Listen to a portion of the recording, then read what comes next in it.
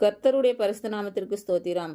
இன்றைய நாளுக்கான தேவ வார்த்தை மத்தேயு 8ஆம் அதிகாரம் 16 மற்றும் 17ஆம் வசனங்கள். அஸ்தமான போது பிசாசு பிடித்திருந்த அநேகரை அவரிடத்தில் கொண்டு வந்தார்கள். அவர் அந்த ஆவிகளை தமது வார்த்தையினாலே துரத்தி பிணியாளிகளை எல்லாரையும் சுஸ்தமாக்கினார். அவர் தாமே நம்முடைய பலவீனங்களை ஏற்றுக்கொண்டு நம்முடைய நோய்களை சுமந்தார் என்று ஏசாயா தீர்க்கதரிசினால் உரைக்கப்பட்டது நிறைவேறும்படி இப்படி நடந்தது.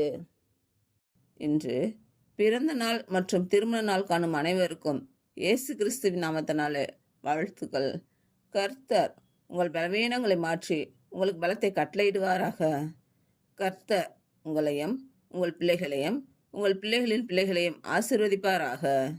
கர்த்தர் உங்களோடு இருந்து உங்கள் பணிகளையும் பயணங்களையும் ஆசீர்வதிப்பாராக. ஆமேன்.